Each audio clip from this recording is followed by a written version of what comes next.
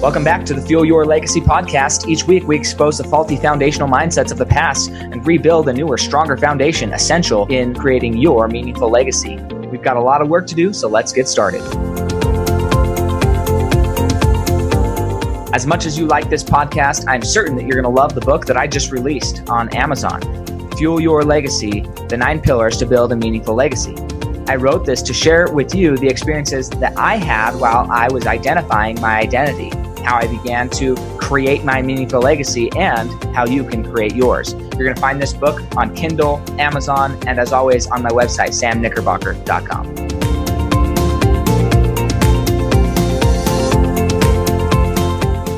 Welcome back to the Fuel Your Legacy show. And today, as always, I'm bringing on people from all different walks of life, all different life experiences, and I'm just grateful to have them because ultimately we're all on a mission to build a legacy and help people become their best selves. This individual actually reached out to me and asked to be on my podcast. Well, I don't know, actually. I think we got on Facebook, actually. We were talking. Yeah. Messaging on Facebook, and she shared a little bit more about her story and her history. And I asked her, hey, I'd love to share your story on our podcast, not because of the past, okay, although the past I think is going to give you a lot of insight into maybe where you're at, but more importantly, at what she's done with her past, the overcome the journey of going from where she came from to what she's doing now and the impact she's having and the legacy she's leaving.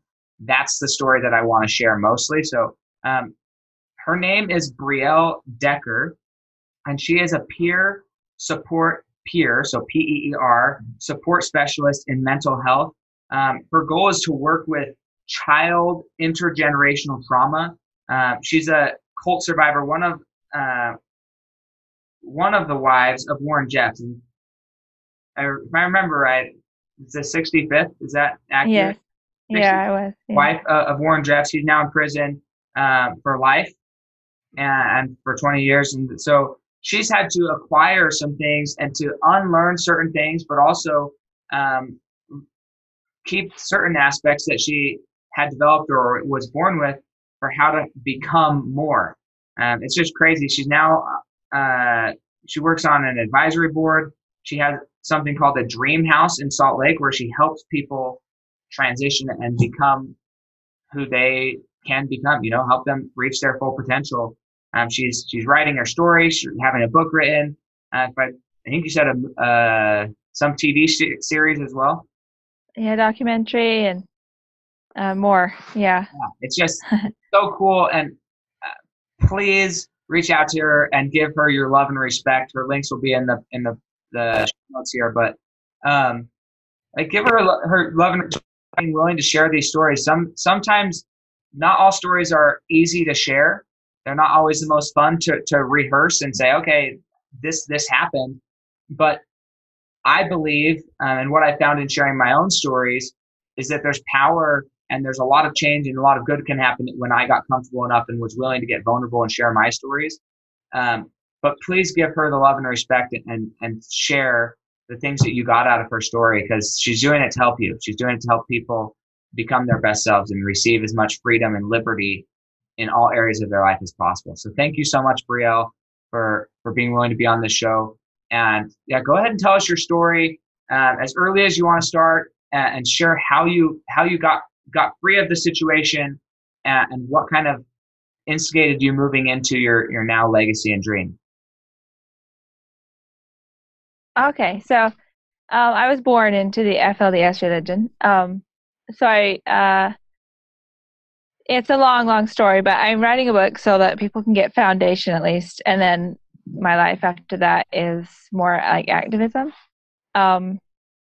So as a child, I had a pretty loving lifestyle. Like, my family was more about persuasion through love, which was one of our doctrines. I did have some traumatic events as a child. I didn't recognize them as traumatic, though, because everything was watered down and smoothed over until I got older. Then it came out. Like, when I turned 18 years old, I was given in an arranged marriage to Warren Jeffs, and he isn't that loving type at all. So I immediately started seeing red flags. And then he started to question me a lot about my childhood, which is one of his behaviors, to try to find out if we are perfect, which nobody is. So when he found out about some of the childhood experiences, after I told him and after he may have already known because he questioned me so hard about certain things, then he started to implement his own justice system. Like, he had this whole secret justice system. It wasn't normal. It wasn't like the court system out here, but he claimed authority he was above the law, and he claimed authority to decide if you got to stay in the church or if you didn't. And depending on how bad your crimes are or your sins, then he had the right to say what your punishments were, how long they lasted, where you lived, what you got to eat. Like, everything was under his control. So I went through like years of like basically atoning for things. It was almost like he was analyzing first to find out what I did, and then after that it was like a series of like seeing if it was true. Like, and then after that, then there's supposed to be rewards if you pass the test, and one of the rewards is to join the group and continue this process to help to join his secret elite group, where you would judge children and other people's families because you now understand so much and you've survived. You basically qualified. And I didn't want to join his group. It was too much for me, and I just said, no, I'm not going to. And so that wasn't an option. That wasn't an option in his group, because that would leave them vulnerable. All the people that had done it to me, that would leave them like able to be ratted out. And so they told me there was 4 things going to happen if I deny. Like, they just keep giving me opportunities to join, so I eventually will either join their group so they don't have to keep watching their backs, or I would die in the process, or I would become so mentally, like, they're gaslighting me really bad. So I'd become mentally incapable to continue and basically deemed crazy forever. Or else I would somehow escape and become public, and they won't do things openly. That's an airplane. Okay. Anyway, so I decided to try to escape. They weren't going to let me escape, but it took me about 5 years, 3 years solid harassment, and then I made it back to where my father lived. And I stayed there for 2 years because I determined when I made it to his house that I wanted to help the kids before I left. I knew so much about how to help them in the justice system in the cult that I figured if I left, I'd have to learn how to run the regular system, and it would take me way longer than just helping them before I left. So I knew if I didn't do something, like if I did it immediately, I would end up, I probably wouldn't live through it. So I decided to wait a little while so they wouldn't know for sure it was me who ratted them out. And what I did is I wrote about everybody and what they had done to me, to Warren Jeffs, and within a week, every abuser that had contributed to my case ended up in the older compound where my father lived. And I almost didn't escape. Like, I was locked up in a little house. They were questioning me to find out if it was me, and it looked like it was me, so there wasn't a long span of time to figure this out, but they didn't want to just act for sure, you know. So they locked me in a room with the doorknob turned around, and in the hallway, the lock was in the hallway. They put 2 screws in the window, and it was the kind of window that lift up. I actually didn't stay there long. I waited till I heard the truck leave, and then I found some scissors and I unscrewed one of the screws, and this one wasn't screwed all the way in, so I pounded on it until it broke off because I couldn't get it unscrewed with the scissors. And then, because some of somebody was in the house. It was the wife of the person was still home, and she heard me pounding on it. She actually came in and took everything I was using, and I just kept pounding on it. But what she didn't realize is that I already had one screw undone, and they had told me to lay down and read. So when I got the last screw undone and I stopped pounding, I heard her gasp, and I thought, if I open any drawers, she's going to know I'm taking things to leave. So I just snuck out the window. I didn't take anything with me, not even my ID or anything. And she thought I laid down. So I was gone for like 2 hours before they realized that I had actually left. She thought I had another screw to undo, and I didn't. I had already got that one undone. So I took back roads because I had already tried main roads. I was 26. They were trying to get things worked out to where I would be, because they had cult doctors and things drugging me. They had a lot of records that they had created to maybe commit me and take away my rights. But it didn't happen before I escaped. I ran to a family that I thought would help me. I knew where they lived, and it was an older compound. So I knew how to, if I made it there through the back roads, which I did, then I knew I'd probably be okay. I ran through a yard of a lady who was sitting in her yard meditating right before I got to the house, and she said, "Can I help you?" And she was dressed different than people in our cult. So I knew she wasn't from the FLDS. I mean, at least she wasn't still in the FLDS, because she wouldn't be dressed like that. And I said, "Yeah, I'm trying to get to that house next door." So she drove me to the house next door, and she's like, "Should I go in or should I just sit out here?" I'm like, "You might as well go in." So she went in, and she's the one that knew who to call. The family I ran to didn't know any of the numbers of the organizations helping people because they had too recently left themselves. They wanted me to just stay with them. They're like, "We'll be okay." I'm like, "I won't be okay. Like, I've been brought back so many times." So by the end of the day, they drove me out of the town. I met with my now adopted mom, Kristen Decker, and she was in an organization helping people. Took me to her home that night. I had never met her. She was from a different group than the FLDS. She's from the AUB group. And that started my journey on the outside, which is what I do now.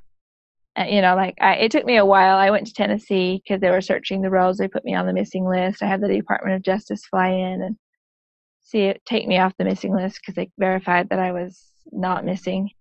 I went into Tennessee and changed my name, got legally adopted, changed my social. And then when they changed my social, I couldn't pay my rent because they didn't change over my SSI income immediately. It would be a month or so, and you can't do that with rent. So I talked to my attorney who changed my name, and he's like, "I just had a pilot who was from the FLDS, and he has some free tickets, and he gave them to me for people in crisis." And so I ended up flying back to Salt Lake at least. And I stayed there for a year. I started to date, and then I ended up hearing about Warren Jeff's house. And there's a whole bunch of history about how my name came out in the public and stuff. People around me found out about my name, and it came out in my town. People knew my secret name, so I wasn't secret anymore. That didn't work very well. So I ended up hearing about Warren Jeff's house and knew the history of this town. I knew the land in Colorado City and Hildale, Utah better than I, even to this day, can understand the land on the outside. I knew so much about the UEP Trust and how it was made. Warren Jeffs actually stood up and said, if you want to stay a member of the FLDS Church, you need to donate all your titles to your houses to this charitable trust called the UEP.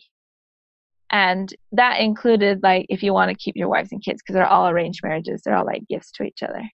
And so, if you don't donate your title, then you could lose your wife or your husband and all your kids. So a lot of people did. And this older compound, the newer ones are all FLDS people. The older compounds, like Colorado City and Hildale, there was a mixture of people. And the ones that didn't donate their titles were kicked out of the church.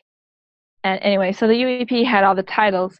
And so Warren Jeffs started calling up people and telling them, your family's smaller, you need to move into this house, and your family's bigger. You know, the houses they built didn't factor in anymore because he owned all the titles. That's how he got to where he would tell people where to live.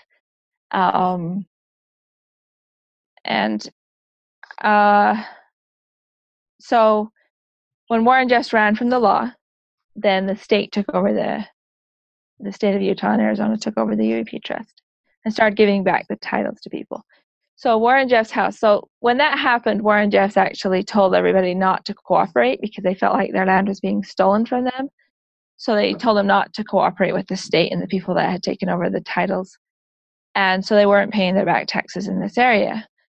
And what it did is make so that they were all being evicted out of houses because you have to pay your taxes at least. And so no houses had been saved for FLDS up until about the time that I had a friend come in with me. We went and applied for Warren Jeffs' house. And we were granted a house through a process. Like, a friend was in the background, another friend, they were supporting me in the cause, and they stood up and donated 4 houses to the cause to ensure that I got the opportunity to go and do something with Warren Jeffs' house. My dream was, and what I proposed to them, is that it would become like a shelter type place for people transitioning from the outside world, isolated situations. I mean, from the cult into the outside world. And they did give me an opportunity in the end. I got the keys on Thanksgiving Day, so I applied in February. And on Thanksgiving Day, they gave me the keys of the same year. And I had till March 15th to find a buyer because it was like $50,000 just for the back taxes. They did give me a significant, like, they dropped the price, but it still was a lot. You know, it's like we had some people go in there and appraise it that it was like worth $6 million or something. It was 3 houses on the same lot. One was 29 square feet, just one house, and there was 3 on the lot, and the other ones were smaller. But so we had like at least $600,000 we had to come up with, and I can't just go get a loan for $600,000. So we had to find a buyer, and I did media because it was a high-profile house. Everybody wanted to hear about it, and I also did free tours of the house. And that's how we found the buyers. And the Phoenix Dream Center came in about 3 days before we were going to be evicted and bought the entire compound with the lease to own. And now they have the title. It's been about almost 3 years since we signed over the property to the Dream Center. And they have the title and everything now. I've been working there as an advisory board member and doing all kinds of activism, and fundraising is part of it. You know, fundraising and then the activism part, it links up pretty well. But yeah, so that's what I do. Awesome. Well, I'm excited to ask some questions again. I told her before, but I want to be respectful. So if I ask a question doesn't get answered, that's okay. But let's start kind of back at because there's so much stuff out there. I mean, I try to do research at this, but it's just too much stuff out there to know. Right. But like, how did Warren Jeffs become, like, was he considered a prophet? What was his role in the FLDS church? Was he considered a prophet, or was he just by default the leader? Did he just gain more persuasion than any other leader, and so he became the leader? How did he end up in the position of leadership that he was in? So basically, he capitalized on history. He was put in as a school teacher in Salt Lake, in Sandy, Utah, Alta Academy, when he was 17. So he experimented on children a lot. He studied Hitler and things. But what he taught us as children was he taught a lot of church history, which he never taught world history, but he taught church history in the school. It's a homeschool. And so it's a homeschool. The Alta Academy is a homeschool, and is it specifically homeschool for FLDS families? It was. Now it's not there. Okay. So anyway, yeah. Okay. Yeah, he taught, the story that he used was when Wilford Woodruff signed the manifesto and gave up polygamy. FLDS are a branch off of the LDS Church because they believe in polygamy. So he said that the voice of the people got Wilford Woodruff to be the prophet. The people had a say in that. That's what he told us. I don't know if it's true. Okay. And he also told us that and then he told us that the true leader will never have the people will not have a say in it. He said the true leader God chooses, and if you want to follow him, then that's, benefits you. But the people don't get to vote for it. And that's how that happened, is they said Wilford Woodruff was voted in by the people, so the true prophet was chosen by God, and it was a different man. And his name was John W. Woolley or something. That was the leader of the FLDS that carried on polygamy. That's what he told us. And so when he became the leader, his father was the leader before him. Basically, when his father died, then he got up in church and just said, if you're coming, come. If you're not, then you're out of here. So then did he, at that point, excommunicate, I guess you could say? Anybody who didn't want to follow him, they were no longer the LDS Church. And then, but they still, I'm assuming, held a lot of the same religious beliefs still, even though they didn't really trust or want to follow him, they still held a lot of the same beliefs. So where did all those families end up? They go to different branches. There's so many different branches for similar reasons. They're all have their own stories behind them, but that's how the AUB, it's a branch too. That's where my mom came from, but it wasn't that specific one. I think when that happened, a lot of them went to Canada, where Winston Blackmore was. There's so many, and some go join the LDS Church. Some just do their own thing. There's so many branches of them. There's Kingston. There's tons of branches off of the LDS Church mostly. Yeah, so but that does happen. Centennial is a next door town to here that has a branch off of FLDS. So there's some that even come off of some of these fundamentalist groups. So he was believed to be at least by his constituents, he was believed to be the prophet, or at least the leader of the church. That God chose him. Yeah, he claimed that God chose him. Okay, so that was a foundational belief. And then, so when you say you had traumatic experiences as a child but didn't know they were traumatic until later, what was it that helped you see that they were actually more traumatic than they were? Well, the main thing is that Warren Jeffs made a big deal out of him. When he found out, because what happened is I was molested as a child by my brother, and my brother was 12. I was 8 about, and I wasn't the only one there.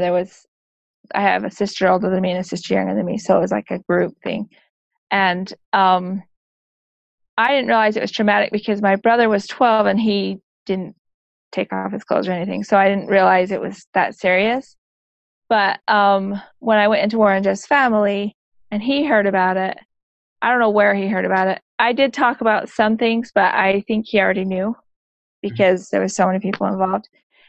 And basically, he judges people by the time, because there's this doctrine in the Doctrine and Covenants that he takes everything to the extreme, as hard as they can be. And the doctrine says something about if you don't understand the scriptures by the time you're 8 years old, the sin goes on the head of the parent. Anyway, and that Jesus stops atoning for you when you're 8 years old. So anyway, he judges people basically at 8 years old as an adult. They don't have juvenile. They don't he takes things so extreme. I've had many people ask me, is he leading the church more exactly? I'm like, it's kind of more extreme. I don't think you would say it would be more exactly because it's just so far-fetched. As far as you can go left, it's as far unbalanced as you can get, it's on that side. I don't think that's more exact. Right. Anyway. Okay, so that's interesting. So it's just things like that maybe should have been, I mean, they were traumatic experiences, but then they got amplified, and maybe they weren't traumatic experiences, but there are things that it would have been better if they didn't happen in your life, and then they became traumatic because of how much emphasis he put on them when he heard about them. Yeah, he wanted to punish people. Like the same brother, when I was locked up, it was my brother who locked me up. He was threatened too, I believe. And he had little kids at that time, and he had a family. And so it was a really big deal by the time Warren Jeffs, took over and decided that he was not worthy or whatever, or we weren't worthy because of that traumatic experience that happened. So this is years and years later, and he's being judged as an adult, like for something that happened when he was 12. Right. So he lost his family. He doesn't, he took away his kids and his wife and everything. And it could have been a lot worse if I hadn't escaped, but I did escape. And anyway, so I think that he still got judged pretty harshly for something that happened at 12. Who would want to lose their foundation, and their life, basically, their wife and their kids for something they did when they were 12. Out here, like, that wouldn't be the case. Yeah. Most likely. A juvenile would have some consequences as a juvenile, but they wouldn't really, like, if they overcome it, by the time they're an adult, they've done that, Sure. And he was judged really harshly for something that happened for him. Yeah. I believe it was pretty harsh. Yeah, and I think the reason I wanted to ask that way is there's so many different people who are listening to this from all over the world. Okay, so you have to think, like, this isn't just a Utah audience that's listening to this. This is a world audience listening to this, and everybody has stuff in their childhood that either they wish didn't happen, or that maybe wasn't traumatic when it happened. You just kind of moved on, but then became more traumatic later. And we have to learn to get past that and say, okay, this is, as you say, we don't need to punish ourselves for what happened when we were kids.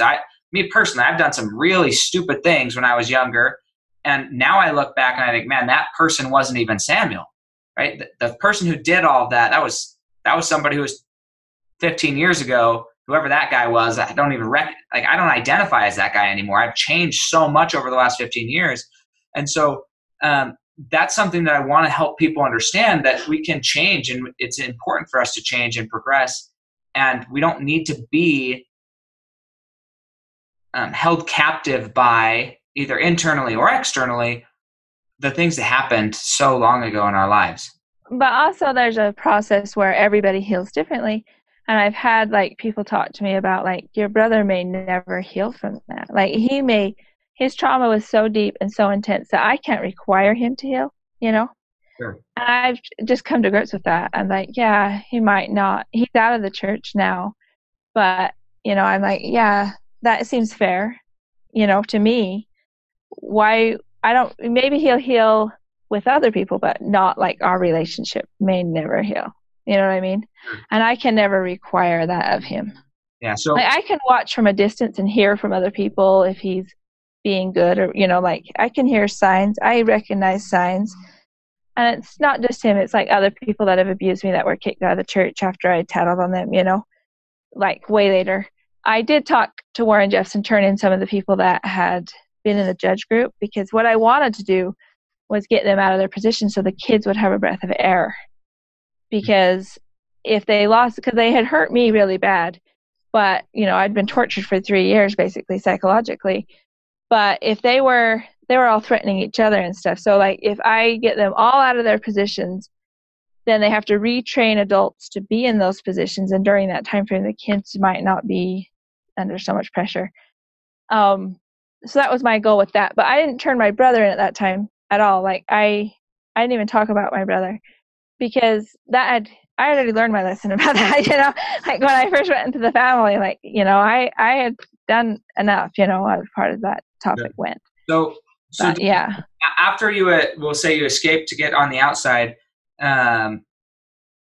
what was, like, well, I want to ask one more question, two more questions here before we get on to the outside. Okay. Yeah. Okay. Like, in the that religion, I guess, at this point, because it sounds like it was all arranged and kind of gifts and stuff. But what was the purpose of marriage to have 65 or however many wives Warren Jeff ultimately had? What was the purpose from his perspective of having all of these people be his wives? Well, it's a doctrine. It's polygamy. It's an extreme version of same thing. Like he took the doctrine of Joseph Smith and made it like really extreme.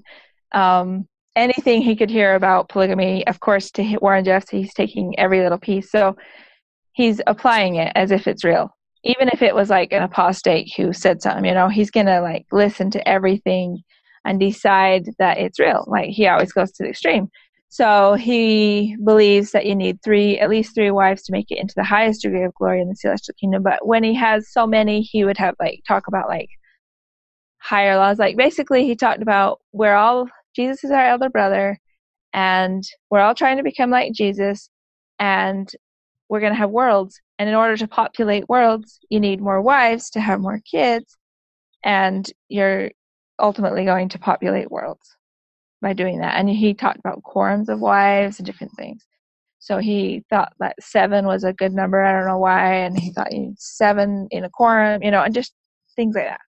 Okay. So it's basically to populate worlds. Yeah, the reason I ask, and I grew up as a member of the Church of Jesus Christ of Latter-day Saints, but from my childhood, right, polygamy had been gone for a long time. So I've never understood past what we're taught, and I don't know everything you're taught, but yeah. And we basically were taught there was a purpose for it, but it's no longer needed, basically. So that's why I'm wondering what is in the religion, what's the doctrinal teaching of this is why they're doing this, and this is the benefit to them doing this, because then it kind of leads to the next thing.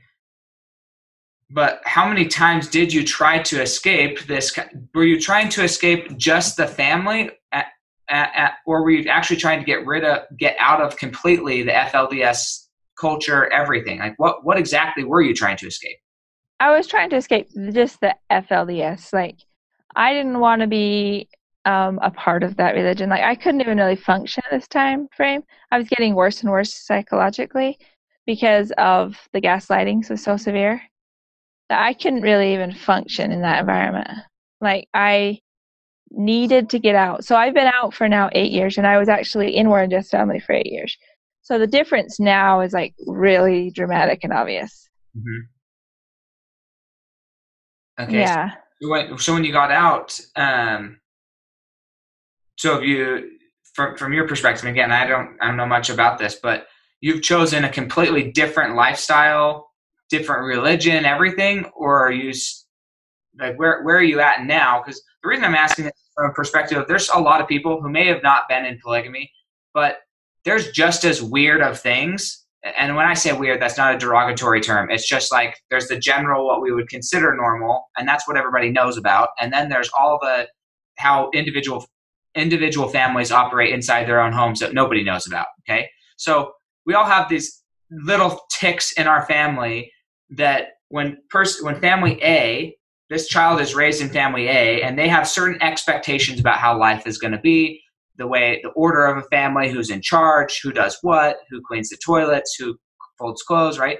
They have this idea, and then when they grow up and they go to get married and they marry some other person, that person has their own family order, and it's this marrying of two orders that can create a lot of tension in relationships. And so that's why I'm asking, I want to get into the principles that are applicable everywhere, not necessarily just in your situation, but what exactly do you feel is different now? Where are you at now, either from a religious or relationship or family status that's different from what you were raised with? So basically, I had to learn that. When I left, I learned it. So I basically had to figure out if people were meant what they said, because in the gaslighting system they don't always mean exactly what they're saying. They mean the double meaning sometimes. So I was I studied people I didn't have constant clarity for about 6 months till after I left. But what I found is that people didn't purposely do things to hurt me out here. Like they usually are generally genuine. Like they really mean what they're saying, and they don't even think anything of it. They don't plot and plan things just to throw you off. So like if something does happen, it's usually a mistake, and they'll say sorry and all these things. So most commonly out here, people were just like basic people, normal, trying to survive. And in there, they were actually plotting and planning and trying to create scenarios to actually gaslight me. And it would come out like chaotically, and I would see this symbol and I would see this symbol. It was like code. And so I was getting worse. So by the time 8 years came, and I was literally running away and climbing out of, like I was getting worse. They were trying to force me to be committed. But now it's been 8 years of being out here. I have not even been in a hospital for like 3 years. Like I still have to take like something because they were drugging me, and then they would stop drugging me, and stuff like that. They would do like Warren Jess would tell them she doesn't need it today. She needs it today. That's not what they do out here. Doctors, you either have medicine or you don't. Like decide that God told you today you don't need it. That actually makes it worse. Mm-hmm. Yeah. So they were purposely making me go crazy because I wouldn't join their secret group. So, yeah. And I think that that's a valuable lesson, because there's lots of secret groups or just groups out there. And if you are not going to be part of it, then there's a lot of people who will make your life miserable if you don't want to be part of it. We're seeing that right now in our nation with certain racial groups. And it's like, if you're not willing to take this stance about belief, then you're exiled. And it doesn't matter where you were, sports, media, it doesn't matter what your position is. If you don't fall in line to a certain belief or at least talking point, then you're exiled. So like this type of things, these happen all over in our lives. And the more that we can understand, and it's unfortunate that there's these extreme examples, right? But the more we can understand the extreme examples where it's blatant disregard for the crazy, like for what's going on, then we can, when we understand the pressures and the reasons behind this, and we can start applying it more to our lives and say, okay, this is a situation that although it's not as extreme or it doesn't appear as extreme, it's the same principle at work, and I don't want that principle in my life. It's like like mental illness is hereditary a lot of times, and people are born with that and have to deal with it. I was describing this to somebody, like I says, I know a lot about that because of being diagnosed and things, in the cult, and then eventually figuring out that I had been affected. I know that sometimes it's hereditary, sometimes it's brought on by trauma, sometimes it's hereditary. But the ones that have to deal with it their entire lives, when they have a trigger, they're taught by the therapist, most likely, that a trigger you have to deal with. Like, it's not always obvious. So the person who's over here, it doesn't even know they triggered you half the time. Mm-hmm. Like, you have to develop your own coping skills to deal with your own triggers. And it's unfortunate because they didn't purposely do that. Maybe their parents, shouldn't have. I'm just saying, they didn't have a choice in that. They were born with that. Mm-hmm. And that reminds me of the same thing of when racism and stuff, like it definitely is a trauma. I mean, I was born in a cult. I understand that it was a childhood, intergenerational, but just because we can see it doesn't really take away the same, like you could apply some of those same things. Yeah. Why don't we teach what we need to do also? I'm not saying the only thing, but also how we can battle our own triggers, because most people have to do that. Yeah. They have to learn how to cope themselves also. And you do need a support system, and you need all that stuff, and they should have that too. But forcing somebody else to study your triggers is almost like it's not all productive. Yeah, it's narcissistic, I think, at best, if you think that you can say, oh no, I don't need to change all of my triggers or whatever. I need you to pad my environment so that I don't get triggered. There's just no way around that. I think of like a I was literally just driving down the street the other day, and I used to clean trucks for a living. Like I worked in a big truck wash, and we'd clean them. There'd be 6 guys there, and we'd clean them. And then once we cleaned the truck, the lead would go around with a flashlight and make sure that everybody did their job correctly and cleaned it all. And I was thinking, man, when a truck rolled in, it used to be I could know exactly like what type of paint, what type of wheel shine, everything, and I could just see it. And because I could see it, then I knew how to wash the truck. I knew what solutions to use and which not to use, right? Because I just did it all the time. Whereas now, if I went, I'd probably screw up trucks all the time. I'd probably ruin them because I don't have the hyper awareness to it. Well, that same thing happens when you remove all other sensories or all other potential things that you've padded your environment from so much stuff. Then even the things that nobody else would be triggered by become triggering because they're the only things that could trigger you because you've padded your environment from so many other things. So there's value in not removing all of those things. Another example from my life, as I've gotten older, I've removed from my life dirty hands, like playing in dirt. I don't play in dirt. I don't like, there's so much stuff that I've removed from my life. Getting wet. Even if we go to the swimming pool, I don't like getting wet. I don't like I get in the shower and that's about the extent of me getting wet. I don't like baths. I don't love swimming. I used to love all those things, but I've padded my environment so much that I get to stay the same temperature. I get to wear my nice clothes whenever I want. And like, I don't even have dirty clothes anymore. I don't have clothes to go camping in because I got rid of them all. I created my environment just how I wanted it. And there's benefit that I live in this environment, but the downside is I'm no longer being challenged and tested to like, how do I react when my clothes get dirty now? I used to like rub paint on my clothes and not care. Now, if my clothes get a little pen mark on it, I'm like, got to throw it away. I don't want to wear that shirt anymore. And it's so silly. Yeah. It's so silly, but it's like, I actually, because I started seeing this habit 2 or 3 weeks ago, I actually took my son camping and just played in the dirt and got messy and didn't shower for 2 or 3 days just to like allow myself to be in an environment that makes me uncomfortable. So it's important to have those environments and not pad yourself, I think, so much from environments that challenge you that you lose your ability to cope during challenging environments. Yeah. Yeah, it's a real thing. I actually know, like, this is an extreme example, but it kind of portrays a lot. Like, so like when Warren Jeff's wives, when they got into his family, they basically lived off of the system. They lived off of so he had 79 wives in the end, and they all lived off donations. And I had a sister older than me that was 5 years older, and there was so many of them that forgot how hard it is to work and earn things because they had been so long since they had to.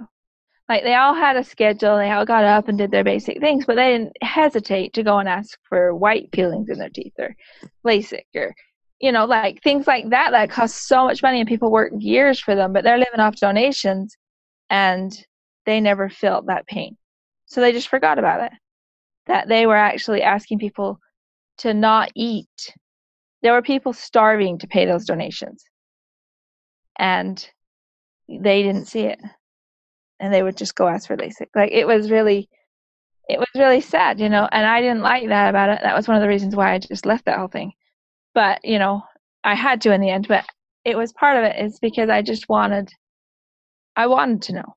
I think you have to want to put in the effort to learn the things that are like you're saying, you need challenges to improve, and you have to want to overcome things. Like, you have to want to be a part of something normal, Yeah, something that there's more in common with. So I'm curious, like, out of all of these experiences, I know from like childhood to now, what do you feel like your secret weapon is, like a habit, mindset, or behavior that you had to develop or you had innate inside of you that helped you become who you are today? Because now you're this incredible woman, writing books, like going around, going to share your story and impact millions of people's lives, help millions of people overcome traumatic stress of all types, not just your specific type, but even just in your own community, helping people who want to transition out into the greater world. Like, what do you feel like is one habit, mindset, or behavior that really contributes most to your ability to do that? I usually tell people, this is a quote I literally live this: face your fears, but don't always do it in, like, make sure it's in a safe environment. Like, I went to Salt Lake when I first came back from Tennessee. That's an example, because I wanted to face my fears, and I wanted to do it in a safe place. Like, I don't just dive into your abuser's home and think that you're going to be, like, I'm facing my fears. Like, don't do that. But in a safe environment, face your fears. Take those little steps that will get you where you want to be. Because now I have a house in this community, in this older compound that I escaped from.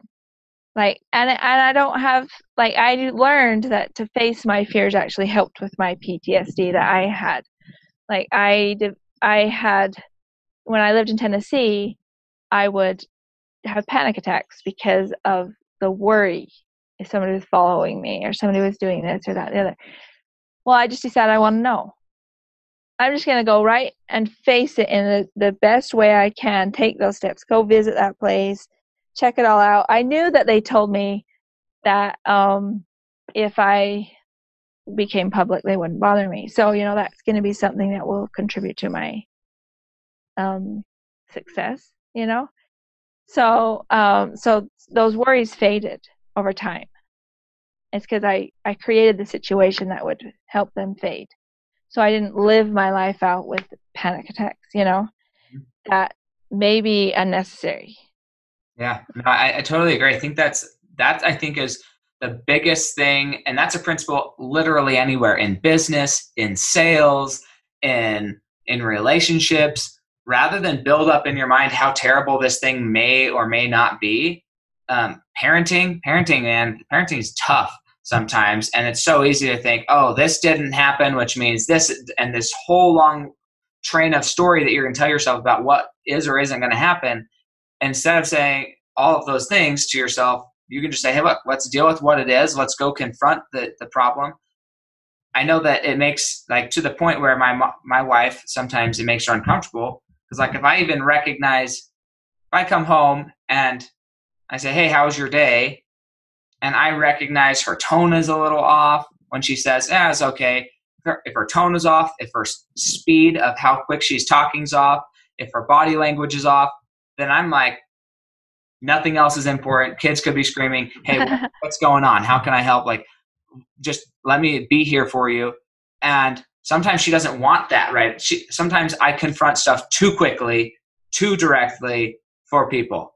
And it has its downsides for me sometimes, but I would say I'd rather be over confrontational about the things that I need to deal with than to, like, put it on the back burner and delay the confrontation and build up a story about how bad the confrontation is going to be. I love that. That is, I don't think anybody's ever said that on my podcast before. Really? I needed to hear that today, so thank you. And I'm sure many other people need to hear that as well. Just go face your fears gradually, slowly, and have the boundaries in place. And build safe environment, yeah. Safe environment. Create a safe environment so you can face your fears. I love that. Yeah. So what have you done? Now you're on this journey. You're gonna share your story with the world over and over and over and over again. How did you get the financial backing to live your legacy and really begin the journey? Because I know that's sometimes hard, especially, like, escaping. You don't even have ID. You don't have anything. Where do you get the financial backing to do what you need to do and what you've become today? Well, at first I lived off SSI. I lived in shelters, and then I got SSI, and then I did the Dream Center. I had SSI clear until I did the Dream Center, and the Dream Center actually hired me and paid me pretty well, so that I could figure out, like, other insurance and all of that stuff. And that was in the contract that they would do that because they wanted me that bad. And so I've been with them for almost 3 years. October will be 3 years. advisory board member, and I just pace myself. And I find that, like, with a big story, sometimes you do have advantages. Where, like, I started doing my books. That was one of the requests they had. They wanted me to be in fundraising. So they had a set level that I had. I knew the set amount every month. So I had to just take it out of my check, and make it work. But I knew that it would get better over time. Mm-hmm. So what I did, like, you can become a better speaker and you can get paid for speaking, eventually, stuff like that. But what I did at first was I went into the book coaching session and met a girl who took over the whole project. And of course it's going slow because she's paying for everything, and also, and then I found another person who has backing already that took on another project that's with my story. And then this year, the documentary lady, she's creating that backing. So with a big story, they do take it, and they do. A lot of people will take your. They don't. I don't sign away my rights to it, but they're willing to dive in and do something amazing with it, because a lot of it is your angle. Like with my angle, I want to share, like what you're saying, like how to start completely over in a traumatized state and succeed, which is not an easy thing to do. And so it's like the message people are looking for. Mm-hmm. A lot of people, like in this day and age, even people that haven't been through it, they want to know that it's possible. So you kind of have to scope around and find your options. I talk a lot, like I'm a social person, and I don't do a lot of reading, even though I want to get into that. I know why. I figured out I got LASIK last year, and they told me that my eyes are a little bit spread apart, and whenever I focus, I have to actually focus my eyes, which takes more energy. Most people don't have to do that. Oh. It just, like, they automatically focus, but I have to actually move my eyes to focus. So I'm trying to overcome that, by just reading more.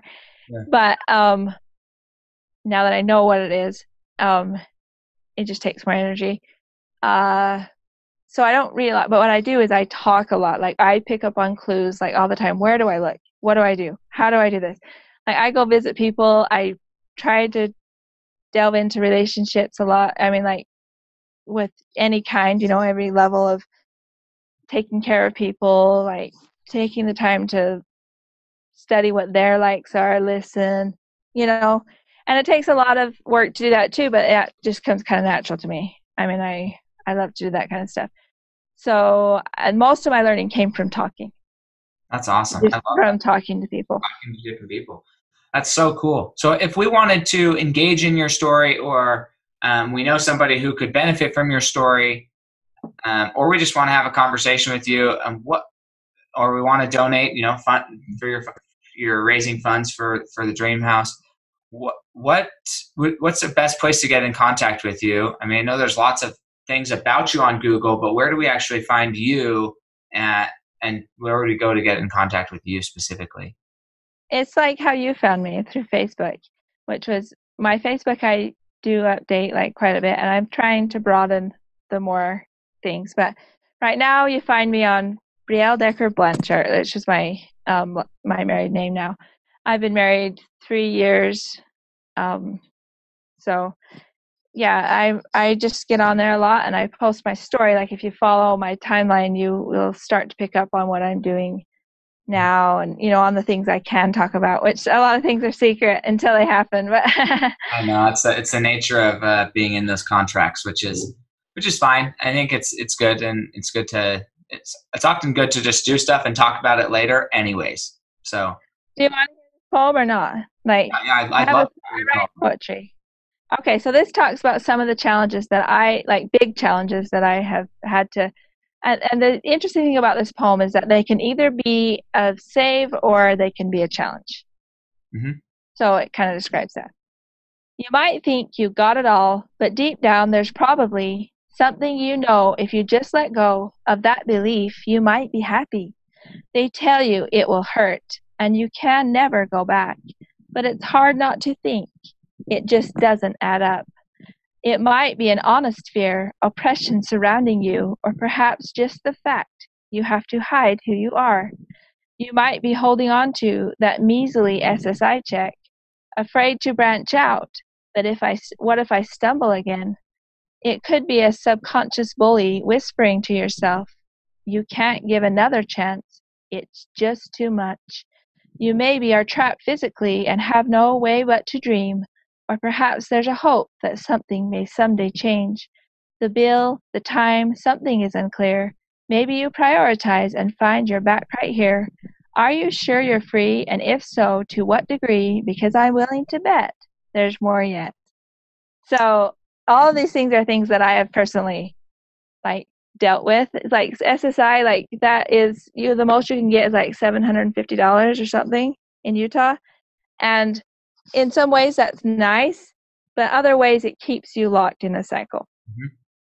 So most of these things there's two sides to it. You can have the positive of what you can get, but if you had this, if you unlock the door, if you fought those fears, if you figure out how to climb over those, imagine, they seem like enormous things usually when you're going through them.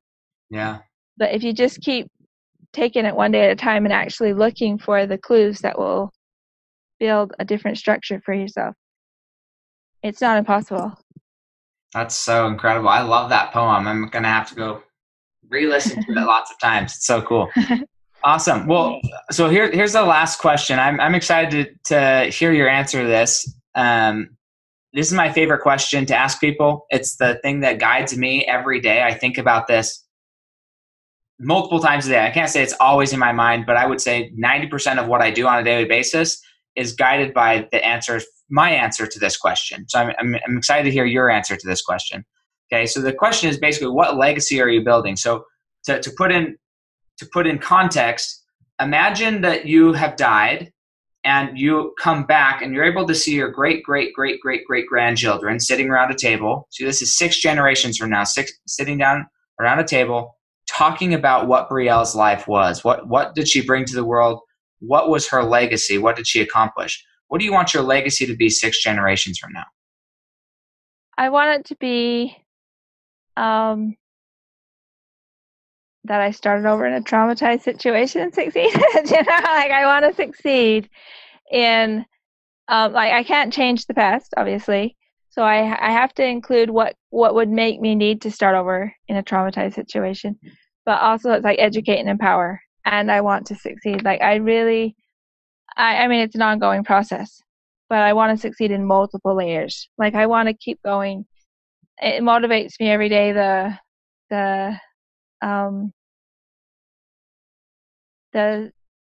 feeling of achievement, that feeling is what motivates me. I want that feeling so much. I just, and also contrast because I know how bad it can get. I know the feeling of being here, and to be where I am even right now isn't as far as I want to be, but it's definitely significantly better. Sure. Having a house, people tell me I knocked off 15 years just getting our house. Yeah, that's awesome. And we have it in 8 years from the time that I escaped. We have our own house. It's huge. It's a fix-up, but we can live in it. It's nice. That's so cool. I love that. And you're gonna get your dream. And I love that your dream and your legacy is, yes, it's some of those things, but it's the legacy of constant achievement, constant growth, constant developing of yourself, and never stopping. And if that's all you get remembered by is, you overcame you came from a traumatic state and you never stopped progressing. For me, I think that's the foundation of all religious beliefs or the theological philosophy, is to become proficient in creation and then to never stop creating, whatever that looks like, however that looks like. And I just am so grateful for you coming on and being willing to share your story. We're going to stay connected for sure. We're going to see if we can help you in multiple other areas. Right. It's just so big. I love it. I love your dream. I love your legacy, and I'm here to support you in any way possible. And definitely, if you guys are listening to this and you think, hey, thank you for sharing this message, go find her on Facebook, go find her on Instagram, and message her and say, hey, thank you for sharing your story. There are things that I needed to hear in that. Yeah, and you will definitely cut my learning curve quite a bit because you have studied so many, like even doing YouTube is hard for me until I learn it. Everything starts out hard in my experience, and then you do it enough times, and just like your secret weapon of confronting the fear of whatever, your trauma, it's the same thing. You got to confront, hey, I got to figure out Facebook. If I'm going to figure out Facebook, I just got to get on there and do it enough times to figure it out. If I want to figure out YouTube, you got to get on and do it enough times to figure it out. Same thing with anything. Yeah, but you will cut my learning curve if I pay you and, and like talk to you more, because you already have done that. Mm-hmm. You see? So talking to people, yeah, it does create situations where you can cut your learning curve if you take advantage of them. Yep, absolutely. And that's the thing. Are you going to take advantage of it, or are you just going to let this go by? And I know that you, for one, you're an action taker, and I love that. So I love it. Thank you so much. We'll catch you guys next time on Fuel Your Legacy Show. Thanks for joining us. If what you heard today resonates with you, please like, comment, and share on social media. Tag me, and if you do give me a shout out, I'll give you a shout out on the next episode. Thanks to all of those who've left a review. It helps spread the message of what it takes to build a legacy that lasts. And we'll catch you next time on Fuel Your Legacy.